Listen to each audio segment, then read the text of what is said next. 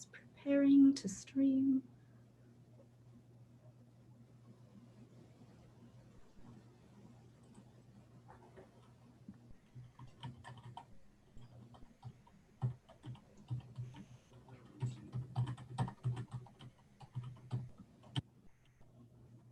All right, and we are now streaming to YouTube. So welcome to those of you who are watching the live stream over there. And so, so everyone knows we are recording this and it is being streamed on YouTube. So we'll have the recordings available after the fact and they'll be on our YouTube page. If you would like to revisit this, or for anybody who wasn't able to watch it right now in real time, it will be on our YouTube page, and you're welcome to subscribe to our YouTube page so that you'll get notifications when we add other videos like our Sherlock Bones videos during camp or Marie's garden videos and lots of other interesting content.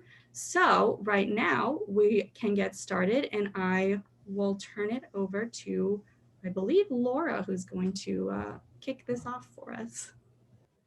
Good evening, everybody. Welcome to our 6th virtual gathering. A half a year we've been doing this. I can't believe it. It's gone by fast and we're starting to get used to it. And I'm super excited that we even have some new faces. I'm very happy to welcome Gary Gaffney. I haven't seen him since the lockdown, so I'm looking forward to seeing him later on tonight.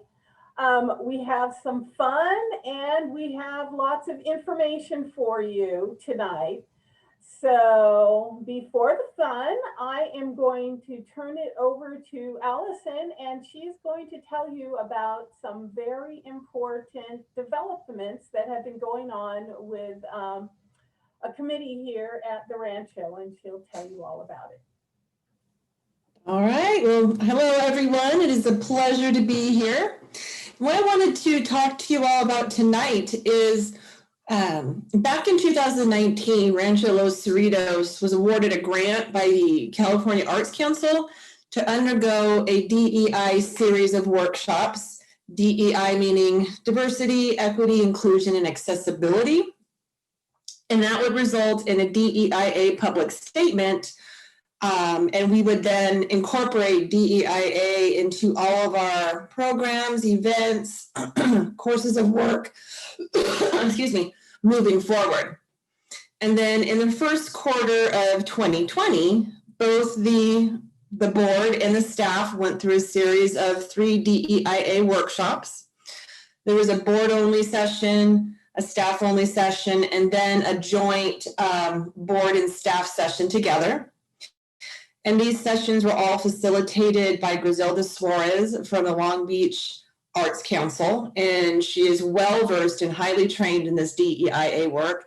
In fact, she helped LA County develop their DEIA statement.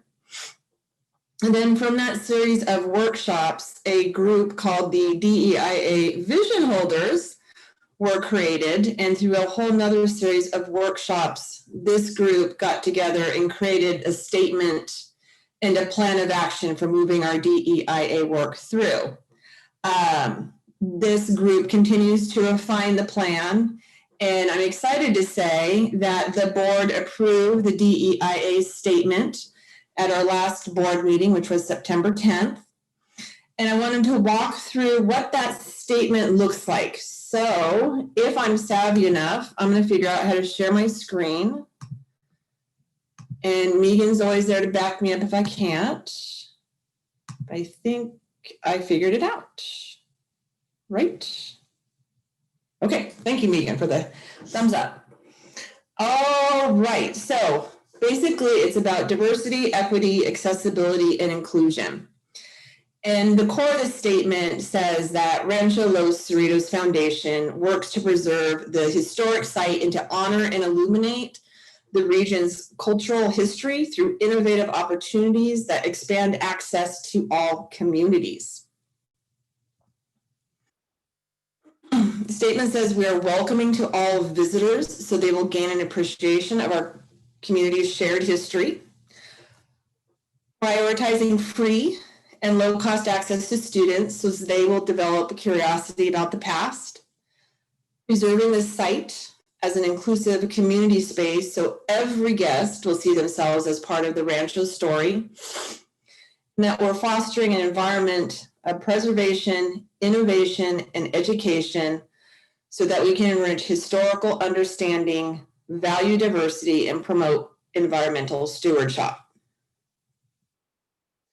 Our vision for DEIA at Rancho Los Cerritos is that we will be expanding cultural competency throughout our organization in order to create substantive learning opportunities for all visitors. We'll be defining and implementing supportive policies to develop organizational leadership that reflects the diversity of Southern California.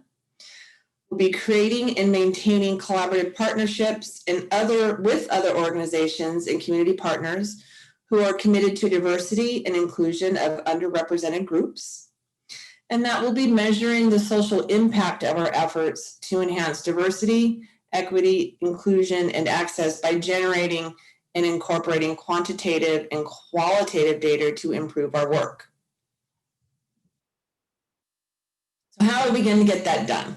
Well, we have some guiding principles that are going to guide our work. And again, this work will transmit across everything we do. So it's, starts with the board, the staff, the volunteers, our programs, our tours, our events. So it's a lot to take in, but I think it's a very important step for this organization. And I would be remiss if I didn't share this aspect of it, is we started this work. We got the grant in 2019. We started this work in the first quarter of 2020. This is before everything happened with George Floyd and all the conversations that are happening around Black Lives Matter, that I think we all should be proud that Rancho Los Cerritos started this work early on, recognizing that there are areas that we need to grow in. We already do, frankly, a lot of DEIA work in the programs that we do so far. This is just continuing to respect that tradition, to honor that tradition, and then to share that tradition of being open to all of the communities that want to come to the Rancho. And so our guiding principles are to value and promote diversity and the recruitment of board, staff, and volunteers to ensure that our organization reflects the broader community. We identify and acknowledge inequities in the Rancho's history and in the Foundation's policies, programs, and stories. We tell by forming a standing committee that regularly monitors and reports progress to our constituents. One of the things the board did at the board meeting is not only approve the statement, but approved altering our bylaws to create a DEIA committee that will be reflective of board, staff, and volunteers as well, to be part of this standing committee to basically make sure we are upholding what we say we're going to do in this DEIA statement. And then we will advocate for and support institutional understanding of how DEIA practices will positively impact our organization's work. And that will also be intentional about data collection to better understand the needs of the communities we serve. So that, again, like I said before, is a lot to take in, but I really do think it's an important step in these days and times that we understand the work we have been doing has been excellent. And we have had DEIA kind of in background's perhaps not the right word, but we've instilled it. But now we're instilling it and promoting it so the public knows what we're doing as well. So we just wanted to share this. I think was very exciting that we are in this conversation about making sure all of our communities are represented, that we're doing this work, and that we're being very active and proactive about it. So wanted to share this exciting bit of information, and I'll stop sharing my screen at this point. But this is good work, and I am excited about this. And if anyone has any questions, it's great. Let me know.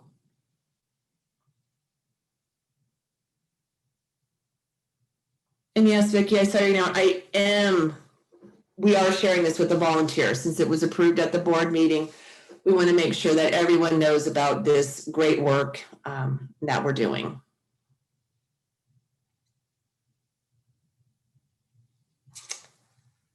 All right, well, with that, if there's no questions, I think everyone is like stunned that we're doing this and it's fantastic news.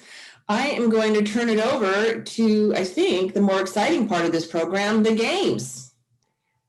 Absolutely, here. We are gonna start the game in just a minute, but there is one call-in volunteer. I'm gonna allow the 727 number to talk so we can just rename you and know who you are. I've unmuted that phone number for our call-in guest. All right, that didn't work, but if you want to, you're welcome to. I don't know how you tell us. Anyway, wonderful. We have wonderful work on the DEIA plan from Ginger and from Krista and from others. We're thrilled that the board has approved this. It's been a long haul, as Allison said, and we are now able to make it public to our volunteers, and in the very near future we'll be able to make it public to the general community as well, but we certainly wanted our volunteers in on that first. All right, tonight we are also, in addition to that wonderful news, going to play Jeopardy and see just how much you know about the Rancho. I am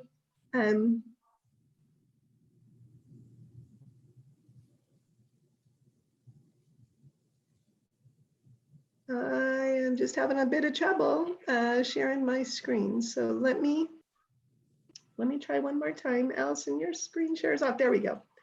I don't know what my problem was. You didn't have any problem at all. All right, so this looks like a Jeopardy board, doesn't it? Mm-hmm. How we're going to do the first one as a sample, so everyone is going to get 100 points as soon as I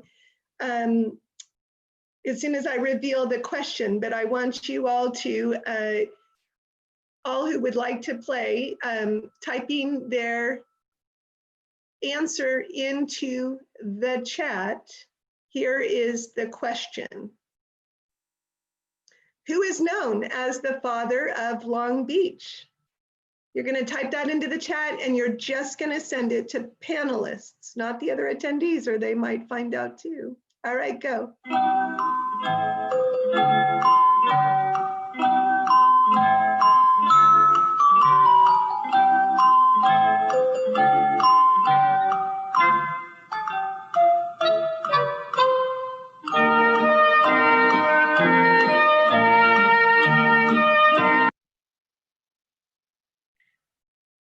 All right, so here is the answer to that question. What I'm going to do though is just take a quick look. Was there, if you can let us know by raising your hand if there was anyone who didn't know how or didn't get their answer submitted. Ginger and Lori were both trying to submit an answer. Alana, can you just quickly check in with Ginger and Lori?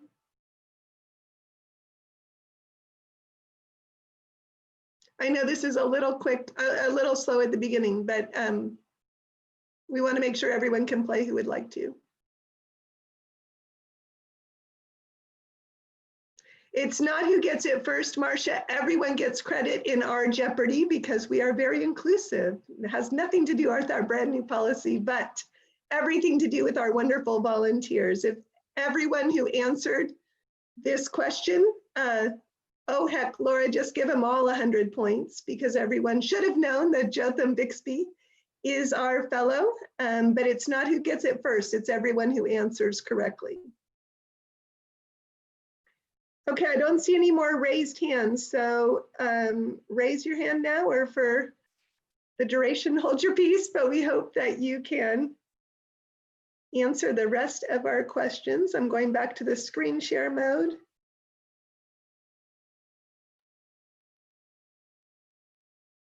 And we're continuing with Long Beach notables for 200 points. Here's the question. Can you name 2 historic house museums that are owned by the city of Long Beach?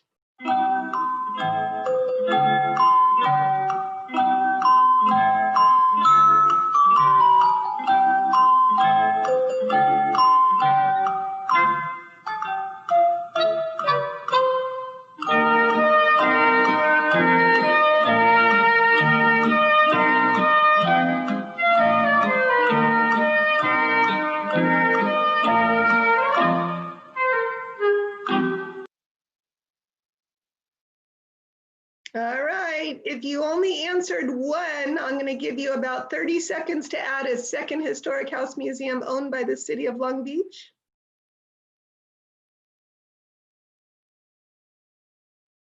We're not the only game in town. How's that for a hint? All right, 10, 9, 8, 7, 6, 5, 4, 3, 2, 1. I'm going to turn the answer out. Rancho Los Cerritos, of course, and also Rancho Los Alamitos are both owned. Neither one is operated, but they're both owned by the city of Long Beach. Now we're going to go on to Long Beach notables for 300. You ready for the question?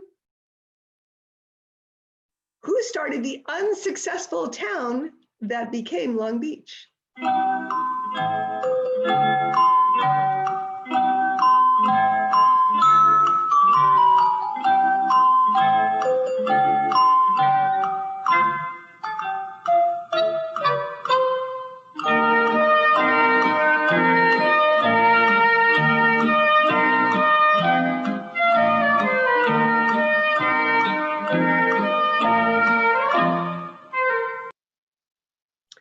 All right, Lana, before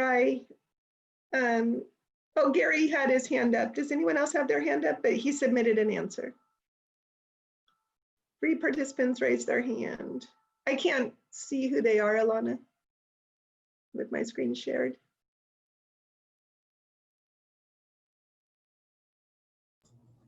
Okay. Gary's hand is up. We've unmuted you so you can speak to us.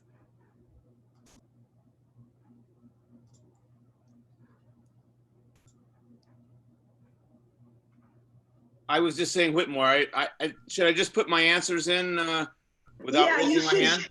You should just put your answers in the chat. Yes. Got it. And we won't take off for spelling if you're awfully close. All right, so moving on to Lori, you are now able to unmute yourself to ask us your question. I can't send it. Oh, then you're going to have to keep track of your own score, Lori. We'll just have you on your own. Well, so far I've gotten them. So far. Fabulous. Then you're 300, 200, and 100. So you also have to add. Are you hitting enter, Lori? It says to all panelists, and then I typed in my answer. And then hit enter. Hit the enter button. Anything happen on your end? Nope. Yep, Ina just came in. It did? Ina did, it wasn't Lori. Oh. Ina, I'm sorry. And then we had one more hand up. Yes, so now Jean. Well.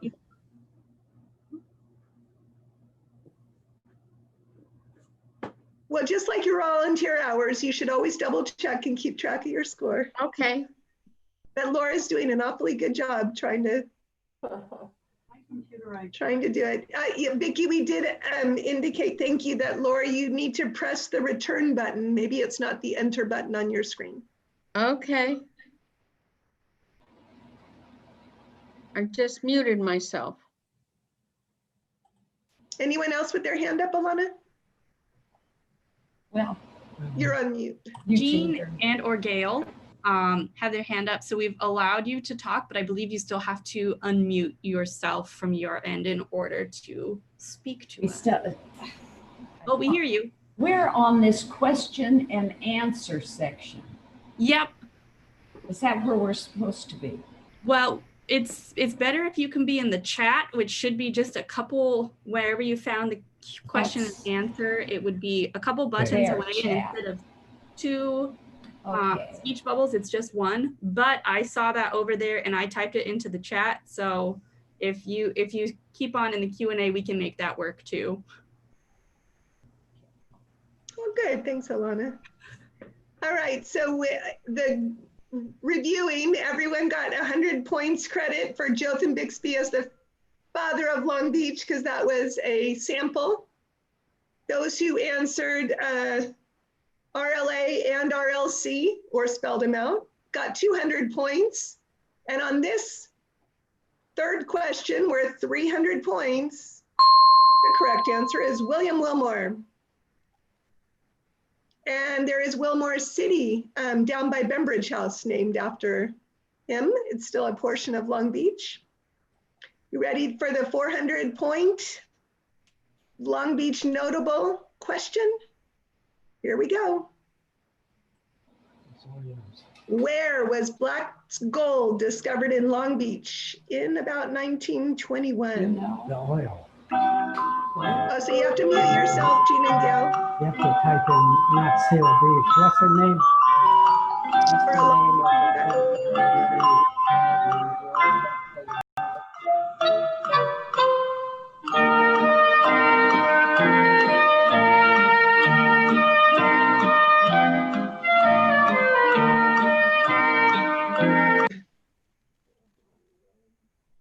All right, Landis, I hope you're playing too. I can see you. And if he had to answer, I'm guessing he would say the Alamitos #1, which is the Gusher in Signal Hill. But you can just say Signal Hill, that works too. You ready for the 500 point question? Long Beach notables for 500. What is the name of the world's largest airplane that took off over Long Beach Harbor in the 1940s, specifically 1947?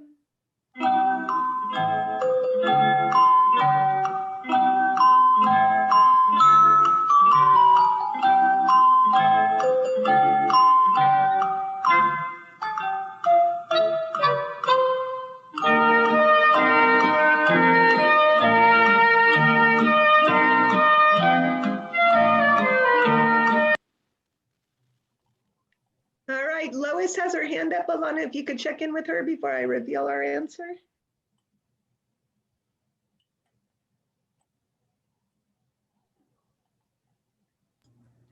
Lois, we've enabled you to talk if you would like to.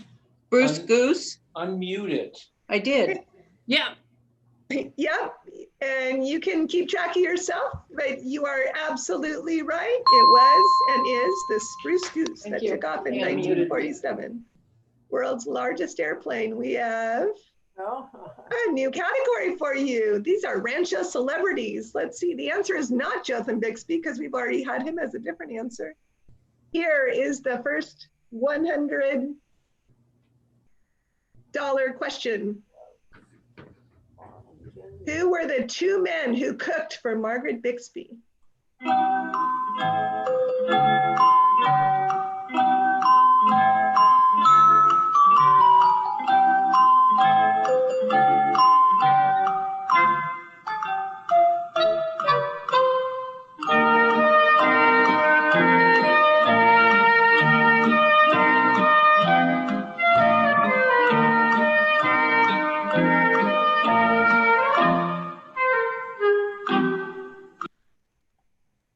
All right. You ready for this? Ah Ying and Ah Fan, or Ying and Fan. Fantastic. I see a lot of people got it right. We're now going to continue with Rancho Celebrities for 200. This question is, who owned the rancho when plumbing and electricity were added?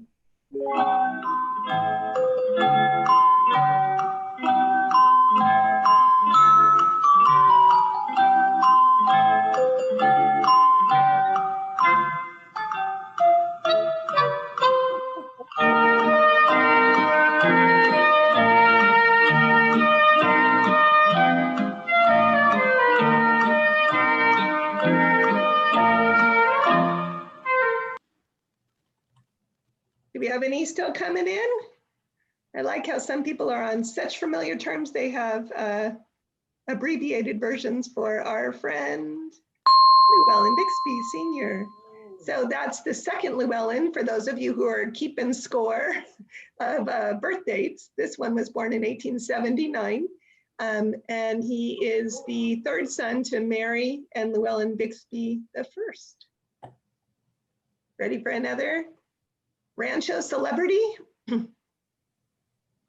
celebrated their wedding at the rancho in 1924 and their 70th anniversary at the rancho in 1994?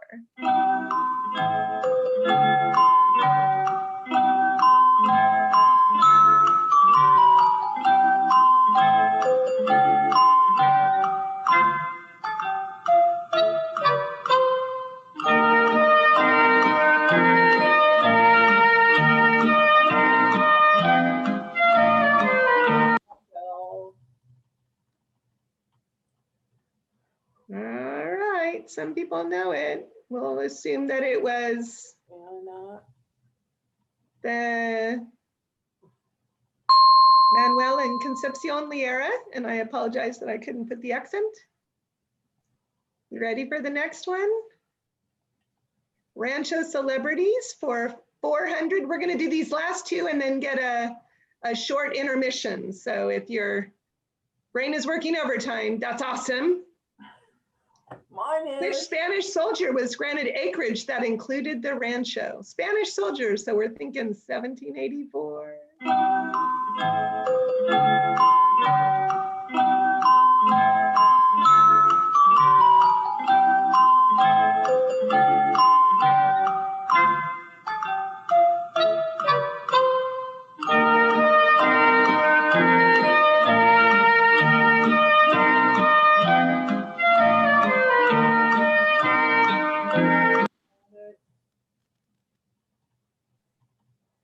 Has everyone answered who wants to answer? I'll give you just 10 more seconds. Yay, Ginger got hers in. 10, 9, 8, 7, 6, 5, 4, 3, 2, 1. Oh, Lois had her hand up.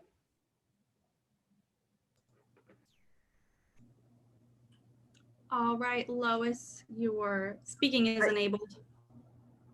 I'm sorry, I forgot his last name, Manuel Nieto. Ta-da! You got it correct. Thank you. Was I right? You're right. Got it. All right, so this is Rancho Celebrities for 500. The last question before our intermission. Which landscape architect planted exotic fruit trees at the rancho in the 1930s?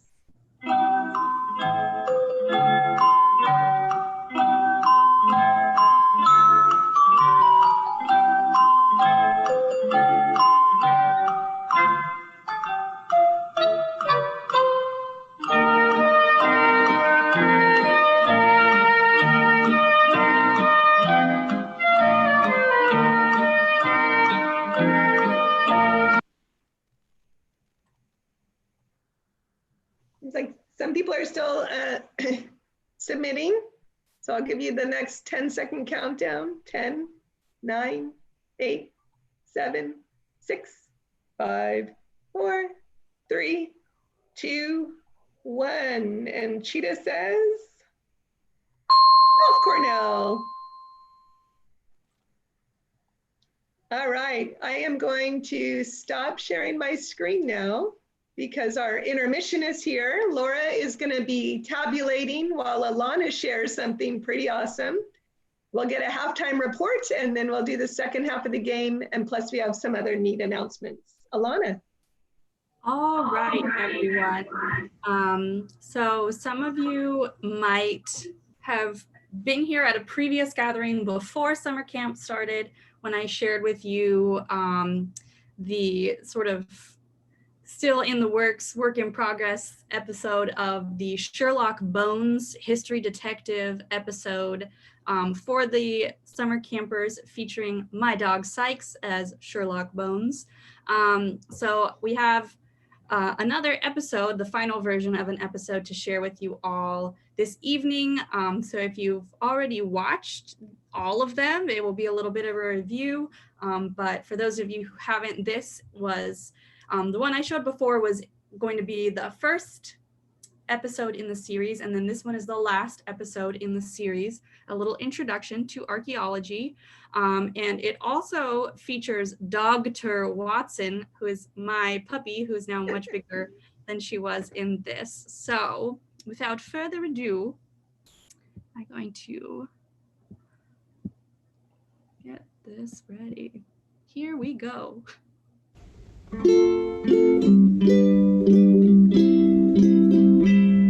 When history's a mystery and you don't know what to do, call Sherlock Bones and he will help sniff out some clues for you.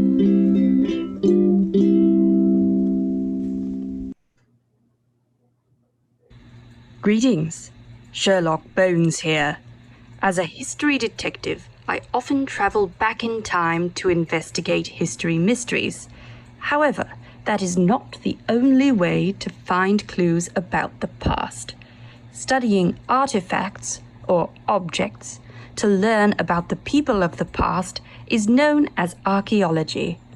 Not to brag, but I have dabbled in a bit of archaeology myself. It's amazing how much you can learn about an object by looking at it closely. Dr. Watson, what are you doing? I'm digging. It looks like there's something in here. Bones, I think I've found some artifacts. My good friend Dr. Watson dug up some artifacts. They appear to be a coin, a broken piece of pottery, a button, and some nut shells. Let's take a closer look, shall we? By investigating this coin closely, we can probably find out where and when it was made. If the coin is from somewhere far away, whoever left it behind most likely traveled to that place and brought the coin back with them. Aha! I can see that this coin is from Mexico and was made in 1951, so it's almost 70 years old. Here is a piece of pottery. By looking at the colors of this piece, we might be able to determine the overall pattern. It's a bit like trying to solve a puzzle with only one piece. The design on this pottery shard is white and dark blue. Actually, this looks familiar. It reminds me of a type of pottery that's common in Mexico. The piece is slightly curved, so it was probably used as part of a bowl or a plate. Ah, here we have a button. Can you tell what it is made out of? It looks to me to be made out of abalone. Abalone, a type of shell, is a material that has been used for hundreds of years, so it can be hard to determine how old it is just based on that. But what do you think this button could have been used for? Possibly as a decoration, since it seems a bit big to use to fasten clothes. Do these look familiar to you? Perhaps you like to snack on them as well. Do you know what kind of nut these are? Why, yes, a pistachio. These artifacts reminded me of some others from my collection. Some coins, some buttons, and this bowl made of pottery. Let's take a closer look at these coins. Can you tell what country each of these coins is from? I see Mexico, Guatemala, and the United States. What about how old these coins are? One was made in 1951, another in 2001, and the third in 1987. Now, let's examine these buttons. They are all different sizes and made of different materials. One of abalone, one of gold, one of plastic, and one of ceramic. While we can't tell exactly when these buttons were made, plastic is the newest material of this group. Most of these buttons look like they were probably used on clothes as decorations. In addition to examining what the artifacts are, we can discover more about them by looking at where they were found. Archaeologists often dig into the dirt to look for artifacts. The deeper you dig, the older things tend to get. Something that is deep in the earth has usually been there longer than something that is right on the surface. In this image, the coin looks like it has been in the ground the longest. This might mean it is the oldest of the artifacts. The button is a little bit newer, and the pistachio has not been in the ground long at all. Well, friends, there you have it, a brief introduction to some of the basics of archaeology. If you find an artifact, see how much you can discover about it by examining it. Can you tell how old it is? What it's made out of? How long do you think it's been buried? Do you know how it was used by the people who owned it? I hope you will remember the lessons we've learned together and continue your investigations into history and its many mysteries. I hope we meet again soon. Cheerio!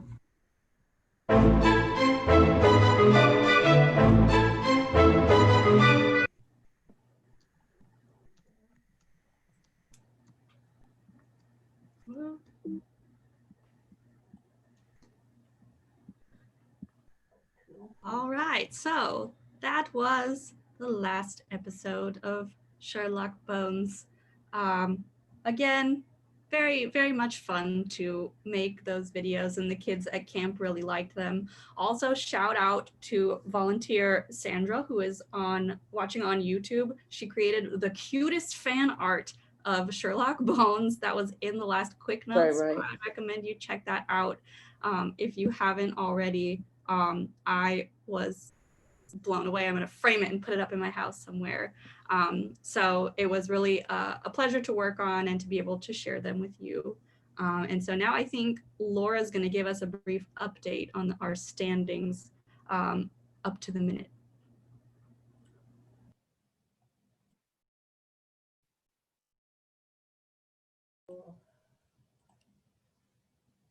Hello. Well, it was proving a little more difficult than I thought it would be to keep up with it all, but I think I have got it all. And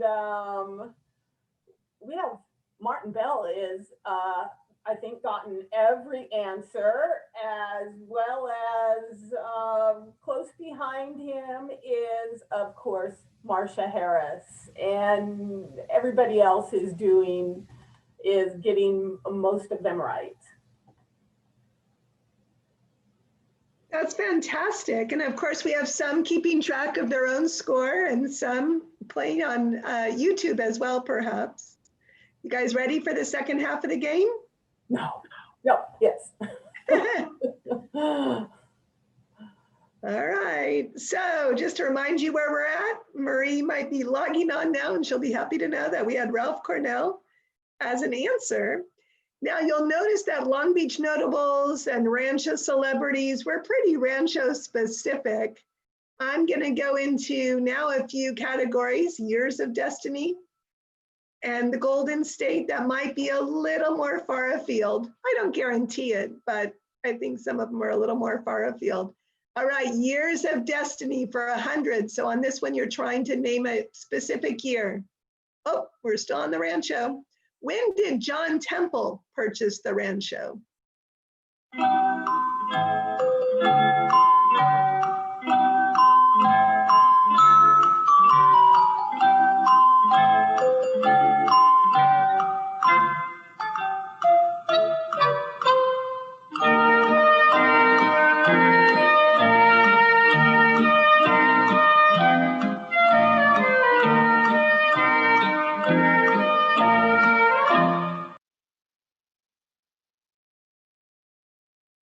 All right, I just have to figure out how to, there we go.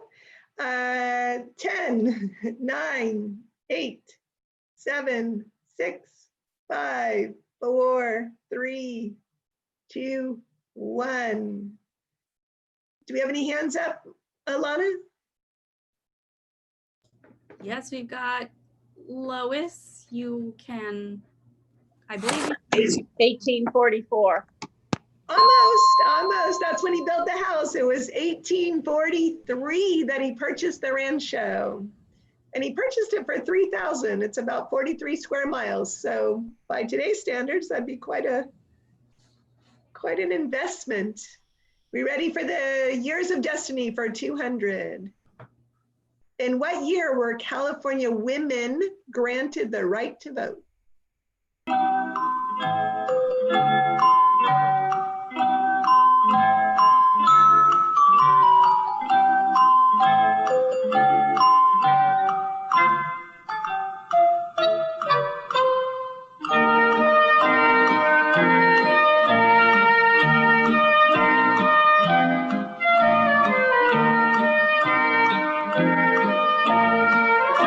$1840, $1940?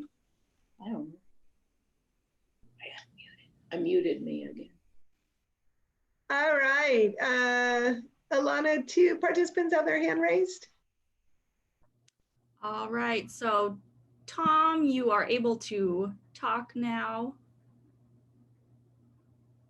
I hit the wrong button. Oh, No okay. worries. I'm gonna mute you and put your hand back down then. Okay, thanks.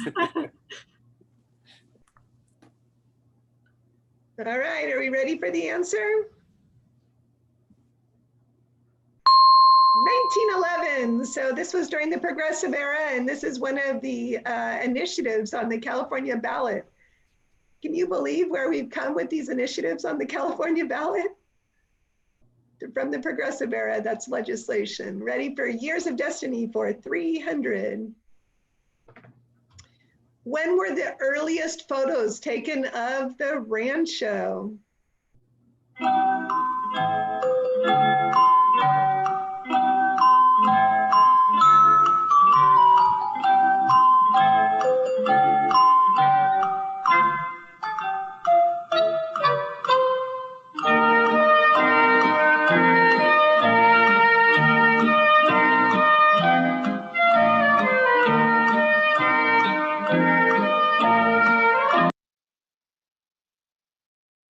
All right, I'll give you the countdown from 10 because I know you love hearing my voice. 10, 9, 8, 7, 6, 5, 4, 3, 2, 1. And the answer is 1872. That was by a dentist. A fellow who did William Godfrey, both photography and dentistry here in California. He came for the gold rush and found his own way of making money. All right, years of destiny for 400. When was that big earthquake in Long Beach? We're looking for a year.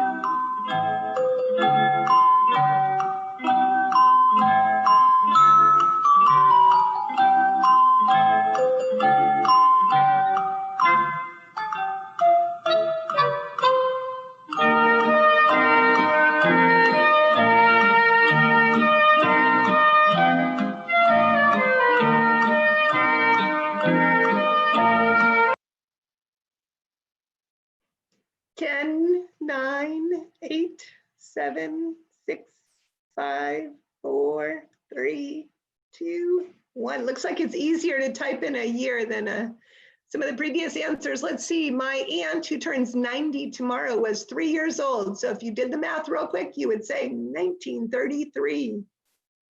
Ta-da! She didn't live in Long Beach though. She was in St. Louis, so hopefully she didn't feel it. All right, years of destiny for 500. When did California become a state?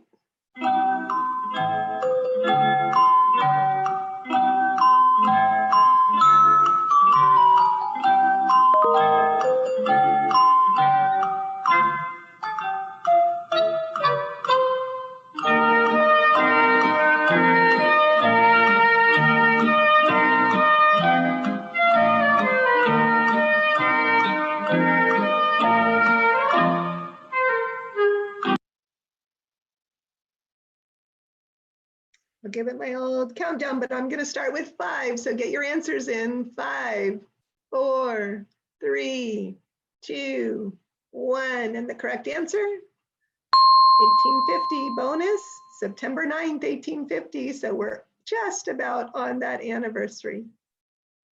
Let's see, our last category is all about, indeed, the Golden State. Golden State for 100. And the question is, where was gold discovered in 1848?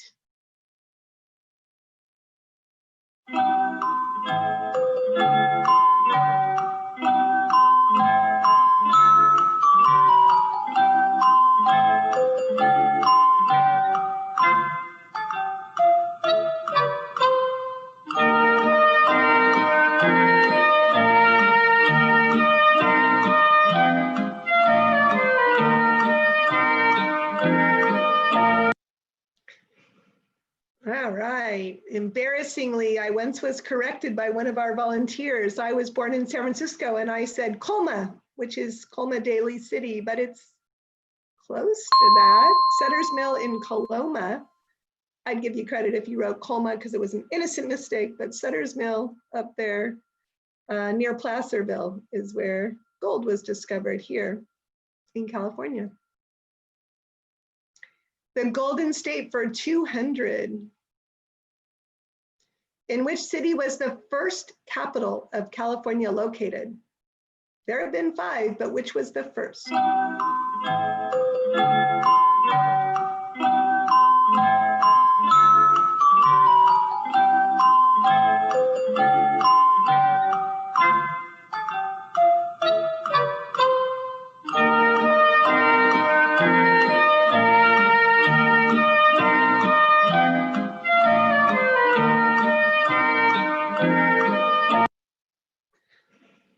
All right, I'll do the countdown again in case you're still typing. 10, 9, 8, 7, 6, 5, 4, 3, 2, 1. I may have been born in San Francisco, but I grew up in San Jose. That is the second capital, the first capital of California. And it was capital twice before Sacramento. The Golden State for 300. In which 2 languages was the first California Constitution written? 1 page, 1 language, 1 page, the other language.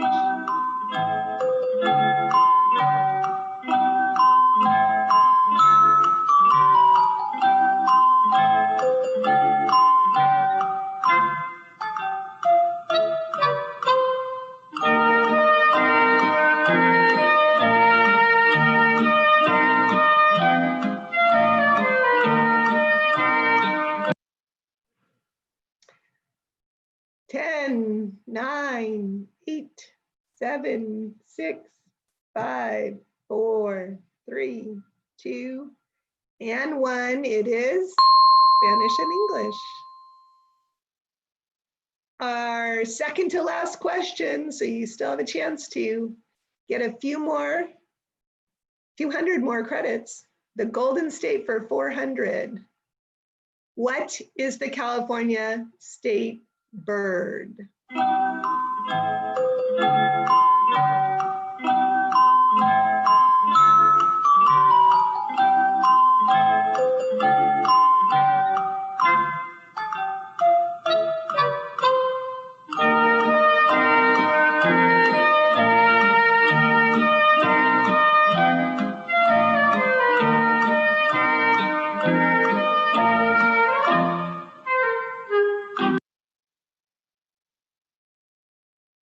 This is a little one like a road runner. 10, 9, 8, 7, 6, 5, 4, 3, 2, 1, and it is the quail. That is our state bird. One last question. You ready for this? The Golden State for 500. What was the western terminus of the first transcontinental railroad? Where did it end? Came across.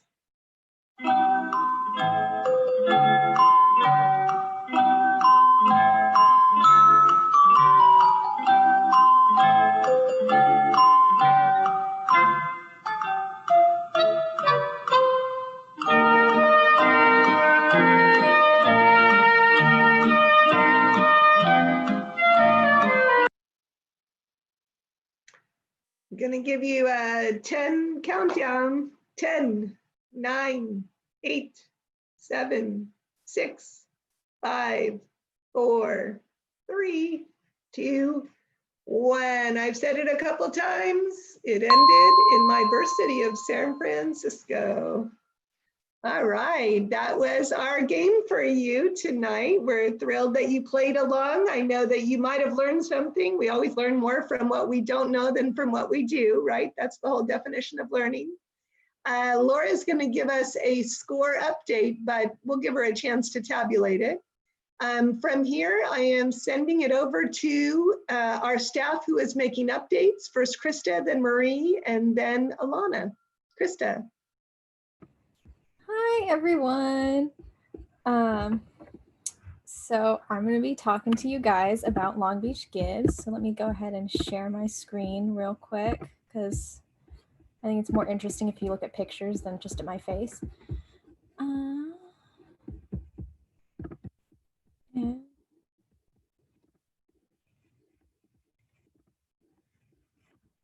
There we go. Yeah, so Long Beach Gives, which if you attended the last meeting, you might have heard a little bit about it, but I'll give you a little refresher. It's an organization and they choose the best nonprofits in Long Beach, and they get everyone together to do a big fundraising push on their website.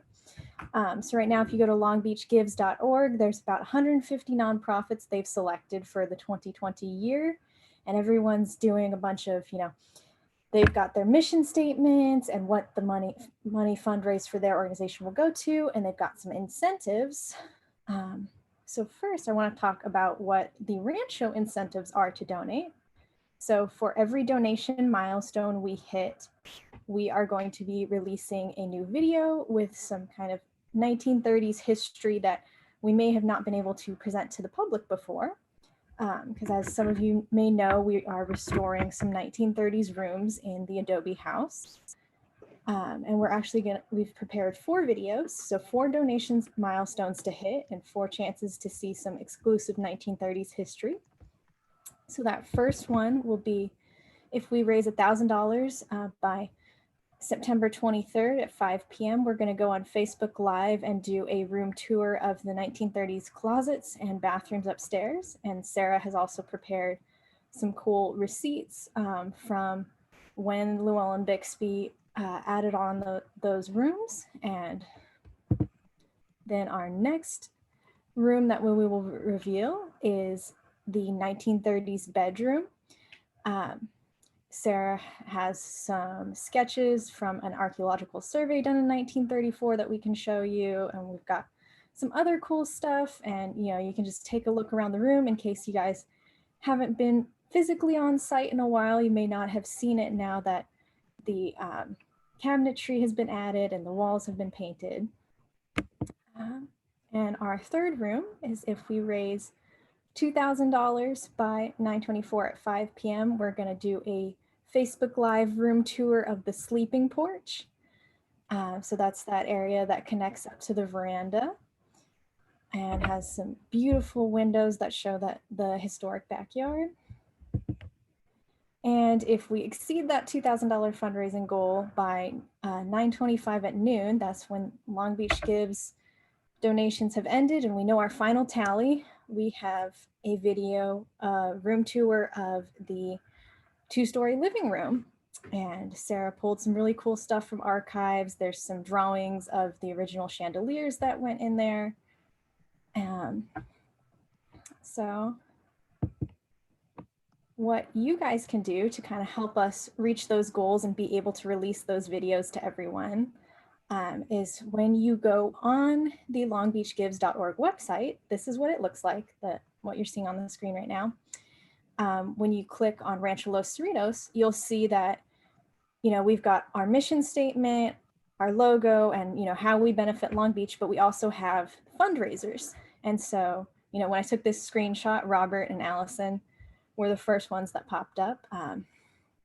And the fundraisers are people who kind of add their name to Rancho Los Cerritos and say, support Rancho Los Cerritos, donate here for Long Beach Gives. And you add, a picture and a few sentences about why. So I looked at Robert's and he said, you know, I've been volunteering for 5 years here, and, you know, the rancho is very close to my heart. So, you know, when you make your fundraising page, this is what it'll look like. And I really encourage you guys as volunteers to do this because, you know, one, you guys all have really great stories of why you support the rancho. Some of you guys have been here for years, and, you know, I always love hearing why you guys volunteer. But also when you add your name and when people go onto the Long Beach Gives webpage to decide what nonprofit they want to support and give their money to, I think seeing so many pictures and stories, you know, of the faces of all the people that support the rancho, I think that's going to be more compelling than anything I can say. To, you know, like I can talk all day about, oh, we're, you know, when you fundraise this money, we're opening new doors in the Adobe house, and we're keeping the gardens alive and allowing people to come visit the gardens Wednesday through Sunday. And we're also providing educational resources for all the children that have had their schooling impacted by COVID. You know, those are all great things, but I think it's really nice to be able to see that there's just a lot of different people in the community that support the rancho. So, you know, we did email out some instructions on how to sign up, and I promise you it's easy. It only takes a couple minutes, and I'll probably resend that email tomorrow. And I will, you know, if you have any questions, you can always reach out to me to sign up and be a fundraiser. And then of course, starting on Thursday, you can actually donate to longbeachgives.org. So donate, you know, on the Rancho Los Cerritos page, and that will be available for a whole week of fundraising. So, you know, once you make your fundraiser page, share it. There's a little share button that I've shown here. It's you can share it either the link or on your Facebook or your Twitter if you use social media. But really just, you know, say why you support the rancho and then go ahead and share it and tell people, you know, that would, you know, it would really make me happy as the marketing person for the rancho. It would really help me out. And so I'm going to stop sharing my screen and just see.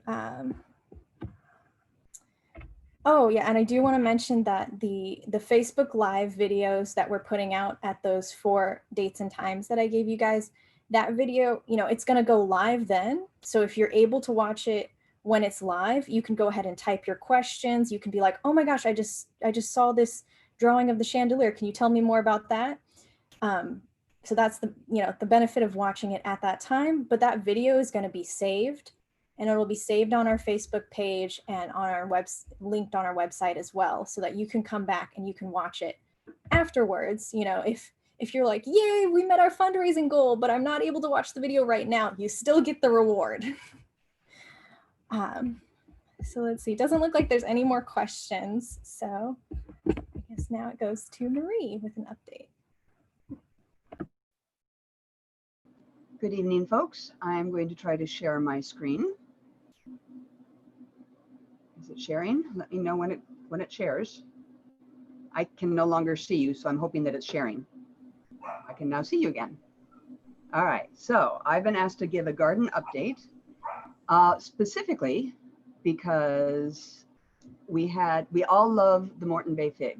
It is probably the most popular tree of people who come to the rancho. They don't have to know any of the history. It is just one of the most popular trees. And at the end of the month, Labor Day weekend, we had, sadly, a branch failure. And since some of you have heard of this, apparently there have been lots of questions as why do we lose a branch? What else was damaged? How can we prevent this from happening? Why did I allow it to happen? All that sort of stuff. So real quick, I'm going to try to explain that there is a syndrome called sudden branch drop.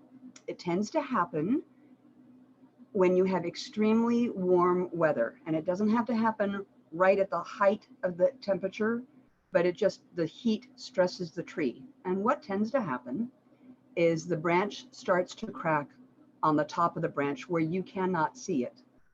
And this is what eventually happens. I don't know if you can see my cursor moving on this or not, but this is where the branch failed. And fortunately for us, when the branch came down, it came down in the shade garden in a bed that was primarily empty, and we only had one other plant that was damaged in the process, which collateral damage is inevitable.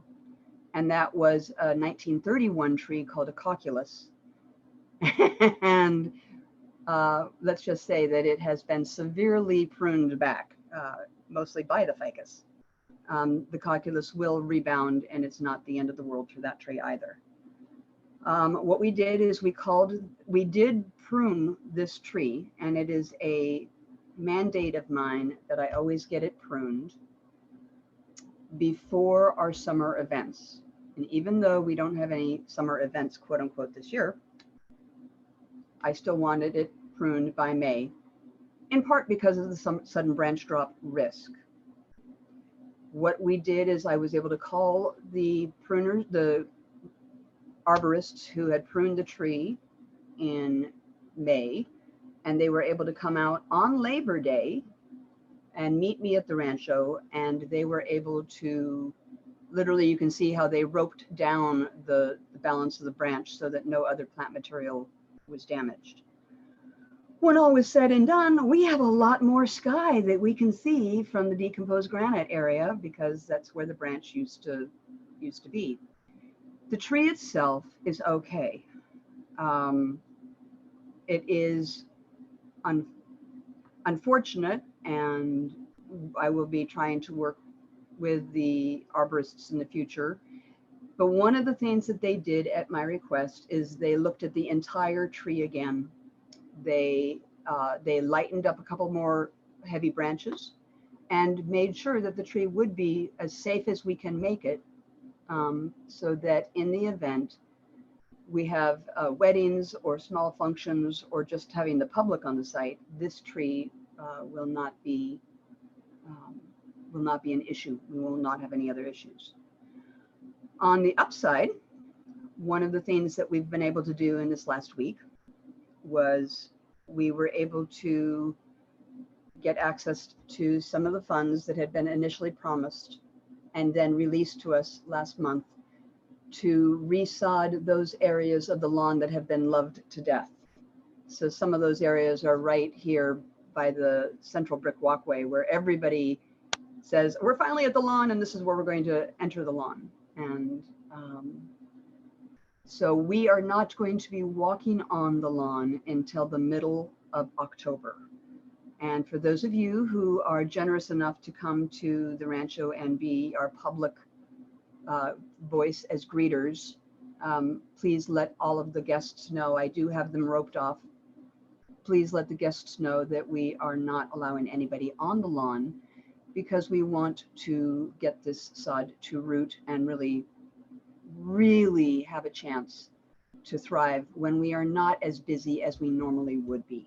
This is a peculiar gift that I'm hoping that the lawn will really take advantage of, that we are not having a wedding every weekend, and it'll have a chance to really become established, so that when we can once again have regular weddings, regular events, this St. Augustine grass should be tough enough to cope with it. The last thing that they asked me to discuss was we've had questions about, can we learn more about the garden in our continuing education opportunities? And the staff will be meeting in a week or two to discuss what that's going to look like. The one thing I can promise you is that it will be virtual. We will not be having in-person classes. This is not garden docent training, but we're going to craft what everybody really is going to be, what's going to benefit you the best. So we're going to really try to make sure that we can address your questions so that you can answer and encourage conversation with the people that are coming on site. So that is my quick update, and I guess I'm passing it on to the next person in line. I think it was Alana.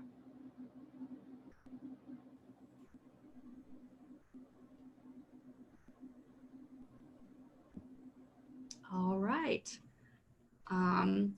So also just briefly before I start sharing, Krista has shared a link to our Long Beach Gives page in the chat. So if you had closed the chat box, open it back up and check that out. Lots of cool stuff on there. So my announcements have to do with some virtual programming that's coming up soon. One thing is pretty much brand new, and the other one is a reworking of a program we've done for a long time, but thinking about how to do it virtually during this pandemic. So some of you may know that we've been doing virtual story times. So Sarah actually has taken the lead for a lot of those because she happened to have a lot of children's books in her house after having her own child. Actually today starts Hispanic Heritage Month. And so sort of of that, we are having our first bilingual story time that's going to launch on Saturday at 9 a.m. So I will be leading that one, and it will feature books like this one.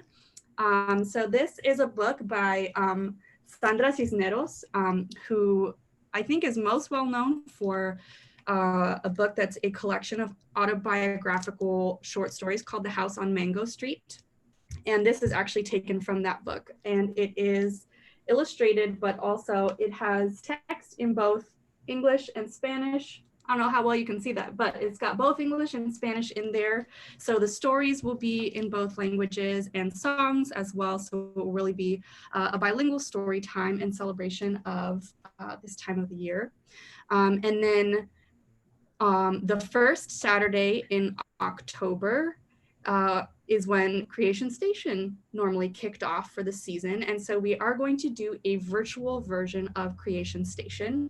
So it's going to feature crafts that can be made with materials that most people are likely to have on hand at home.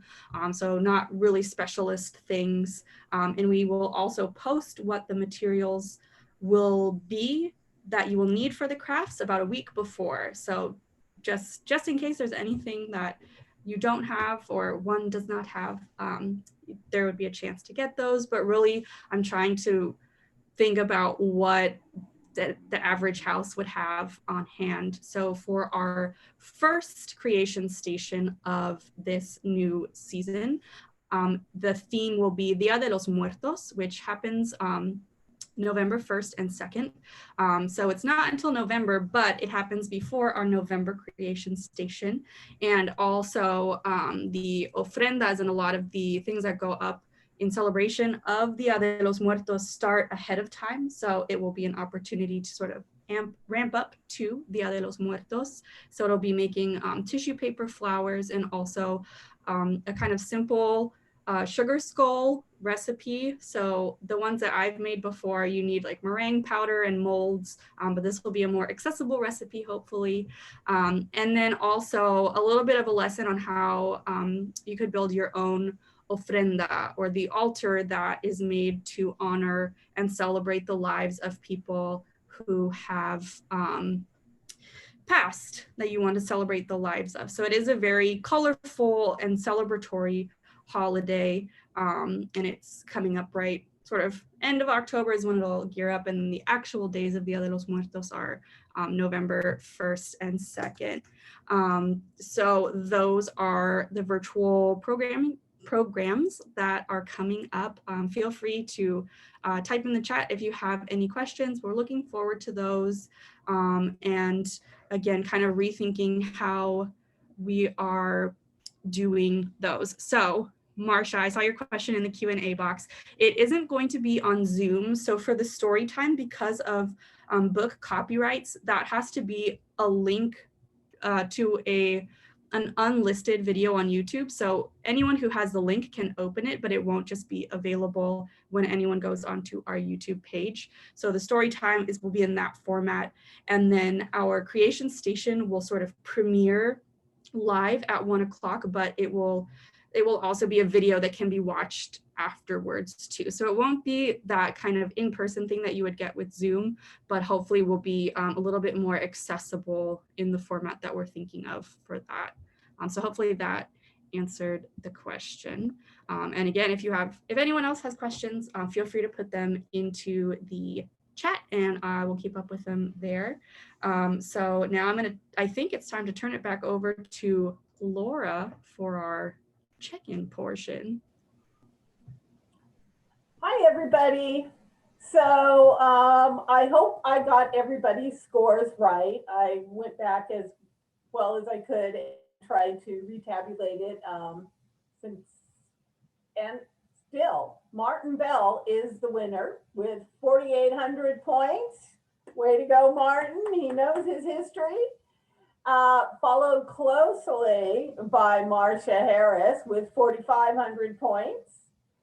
And Ginger Bradfield came in third with 4,200 points, followed by the Reeses, 3,800 points, and closely behind them was Vicky Pard. And then it went down from there, and some people didn't keep up all the way, but you guys did a great job. It was the Lieras was one that people didn't get, and also the year that the women got the vote was one that not everybody got, and most people said 1844 for when the house was built as opposed to 1843. So Meighan was being a little tricky there, but I hope you thought that was fun. It was a little nerve-wracking for me. If we do it again, I know what I can do to make it easier to keep score for everybody. But anyways, so I was glad to see all you guys here. One event is coming up tomorrow. We have our virtual coffee. And this will be the last month that it's going to turn out to be the day after our virtual gathering. It's going to be on alternate weeks starting next month, which will be nice. And we will be doing categories. I have some very fun categories. So anybody who wants to join us for that, I'm going to be sending that invitation out right after we're done here. And now it's time for check-ins. And so since, I don't know about you, but I'm getting hungry and it's about time for my dinner. So I thought the topic would be, what's your favorite food for dinner or something new you've discovered for dinner lately that you like to have? And we're going to use the same format that we used last time where I'll share my favorite dinner and then I'll call on somebody and they'll share theirs. And then give us a minute to start promoting them, Laura. Yep. Okay. So we're going to promote you now, and so I will, well, you'll be leaving while you're promoted, so we won't be saying anything.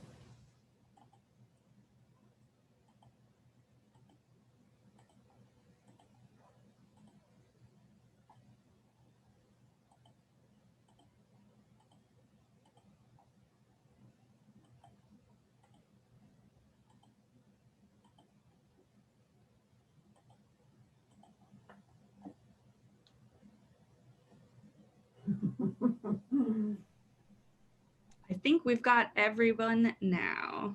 I think we do. So my favorite dinner is cabbage salad. Cabbage with almonds and sweet and Thai chili sauce. I never get tired of it. So I am going to call on our winner of trivia, Rancho Jeopardy, Martin Bell. You were probably getting help from Joyce, right? Lots of help from Joyce. This was a dual effort. Favorite dinner? Okay. We like grilled salmon with, yeah, that's it. It's just grilled salmon. That's about all I can tell you. Okay, so now you call on somebody. Oh, okay. I'm gonna ask Donald Specker to go next. I don't know if I can speak for my wife, but I like chicken parmesan a lot. So occasionally we have that.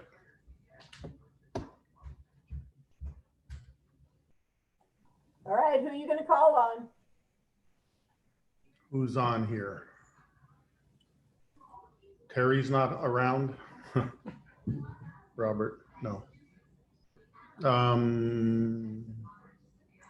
I don't know. We'll have to ask Alana. All right. Well, first I'm going to share. Sandra is over on our YouTube and she said her favorite food is pozole, which also is my favorite food.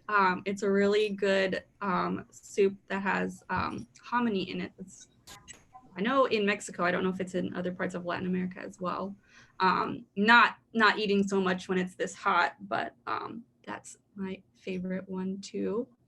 And as far as like experimenting with during the pandemic, my mom is the main cook in our family, but we have a grapevine.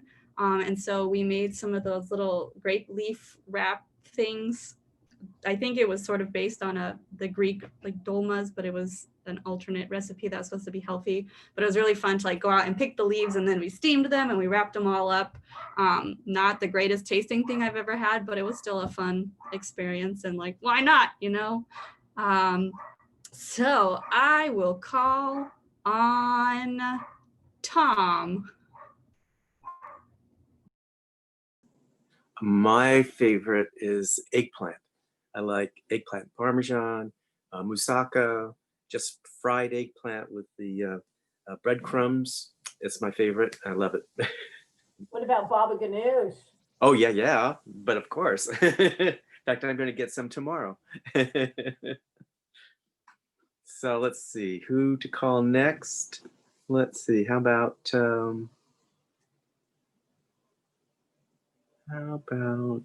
Marie?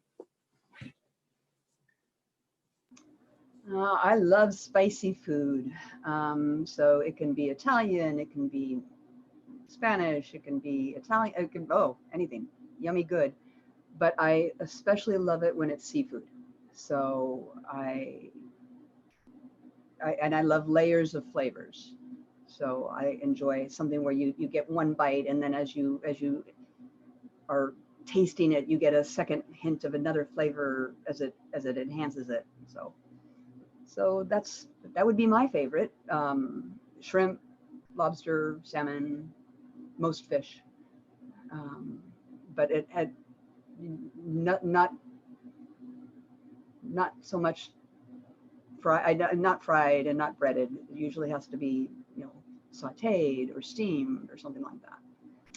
Okay, how about Lori Adams? Okay. Well, I have a whole variety of favorite foods. So I'm going to say any seafoods, but primarily salmon is my very favorite. And then followed by the lasagna.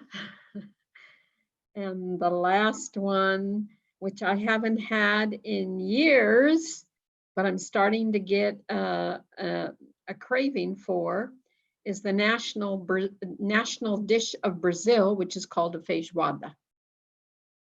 Let's see, I'm going to pass this to Diana. I haven't heard from her tonight.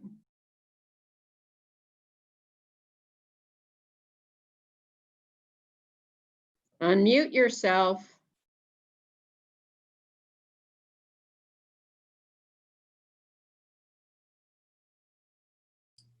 I'm muted? Yes? Okay, since both of my grandmothers are from France, I like to honor them by eating escargot and cordon bleu. So those are my two favorite meals, one an appetizer, one a main course. Let's see, I will turn it over to Meighan. Well, I have a lot of favorites, even though I'm kind of a picky eater, but this weekend I had an opportunity that was something I never had before. A friend of mine cooked bibimbap, I think. I'm not sure if I'm saying that right, but it's a Korean dish where you start with rice and then she cut up and cut up and cut up. And then it was incredible with this spicy sauce. And she says, oh, you can pick it up anywhere, but it wasn't written in English. So I have no idea what it was. Super spicy and super good and very fun to share a dinner with her family. How about Ginger? I just got an Instapot, and so it's been fun this summer trying new recipes on my Instapot, and my family's really been enjoying some of the new chicken dishes that I've been cooking. So I will pick Krista. Hi. I'd say my favorite meal is probably anything that I can cook with someone.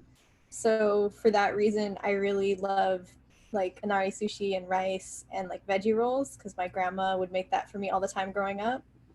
And now, you know, that I'm an adult, I can make it with her. So let's see, who hasn't gone yet? I'll go ahead and choose the Phillips. It's your guys' turn to share your favorite meal. Well, I'm really impressed with everybody's very elaborate dishes because we're simple folk. And our favorite go-to meal we have at least once a week are tacos. Love tacos. Soft shell, beef, jalapeno, and cheese, avocado and onions, everything stuffed in there. Oh, and let it. And have them at least once a week.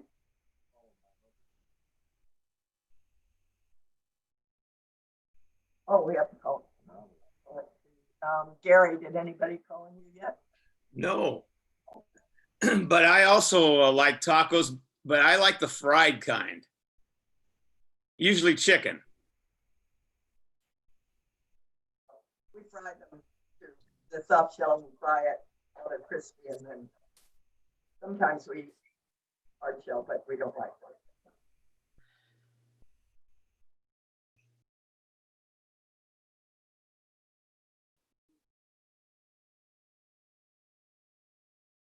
Has everybody been chosen? Landis hasn't. I'm sorry, I say again? Oh, Landis and Jen haven't. Oh, okay, And well, also why Ina. don't we go with them?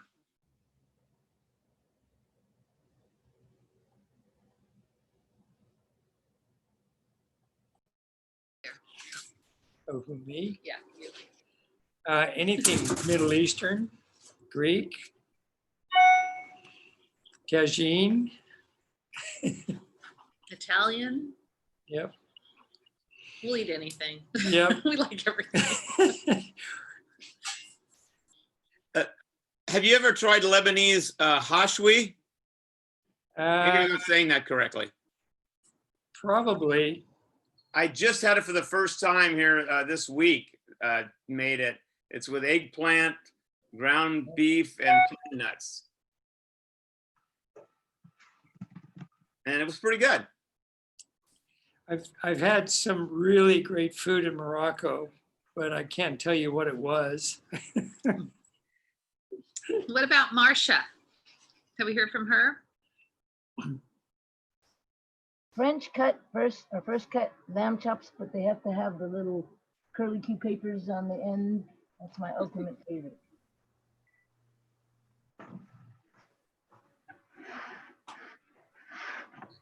Say lamb chops? Yeah, first cut French lamb chops that, you know, they have the paper French at the end, that they have the different color papers, and you broil them or you put them in a rack of lamb and you get 2 bites for like $6 a bite. That's what my favorite is. All right, who are you going to call on? Call on you. I was going to call on you, but I started. Oh, that's right. I was going to call on Joy. Joy. Joy was my other choice. Sadaka, Joy. You know? She's not there. Yep, I had to unmute. Okay. Can you hear me? Yes. Okay. I've been home cooking for over 6 months and I'm sick to death of all my food. I would love to go to a Middle Eastern restaurant and have the whole spread, including baba ganoush. Second choice would be an Italian restaurant. Ah, sniff, sniff. I guess there's nobody left to call on. Is there? Yes. Inya. Oh, please. Ina. Ina, please. I feel like you do, who just said that you're sick of cooking. My absolute favorite is a pint of ice cream and a big spoon. Salted caramel. I mean, I could just do the whole thing and I'd be really happy. And if I have to eat real food, it's something called cottage cheese bake that I make. It's a souffle and it's really delicious. But it's kind of labor intensive, so I don't do it too often. But ice cream, truly the most perfect food on the planet. Hear, hear. Yes. All right, I think we covered everybody, and now I'm quite hungry. But just to review real quick, Laura, we have next week, or in fact, starting in 2 days, the Long Beach Gives. And next Wednesday, we kick off the workshop series, right, with a virtual program in the morning, Marie. Tomorrow morning is games at the Rancho, and then you can tell your friends and neighbors, your grandkids, or attend yourself for story time with one of those aforementioned cutie pies, and also that we have Creation Station coming back. We'll be virtual for the rest of the year with our programming, except allowing people to come on site to see our beautiful Rancho. But Laura did say she wanted some more dinner ideas, and Ina got us dessert, unless that was dinner. So people are allowed on site? Am I getting that correct? Laura, do you want to go over that real quick and then we'll sign off? People have been coming on site since June. The gardens have been open since June, and people can have active recreation, walk around, see the gardens. We have volunteers that are volunteering to be wayfinders and show people around, answer their questions. And was it earlier this month or was it in August? We opened the courtyard and people can now also look into the exhibit rooms in the wing and in through the windows through the rest of the house. And we have an online platform where people can use their smartphones to have a tour of the ranch. And we also have plasticized cleanable brochures we can hand out to them to also tour the ranch. So you can come back and volunteer if you are doing that sort of thing. It sounds good. Okay. Yeah, we can't offer tours, again, all virtual programming, but we can certainly be there to show people where to go and to answer questions and to point them to where they can get for more information. Oh, and there is, what is his name, Alana? Her actual name is Lilo, but her character was Dr. Watson. She's bigger now. Super fun. Alana was so creative with campus, has our staff been, as we pivoted, just like everyone else, into a whole new way of doing things, but with so many wonderful volunteers and the incredible support, whether you can be on site or not. We're still managing to allow people to share history, to invest in history, to experience history through the historic gardens, and now at least peeking in the doors of our work wing rooms. So that's pretty exciting, but it's only because all of you continue to support the Rancho in one way or another.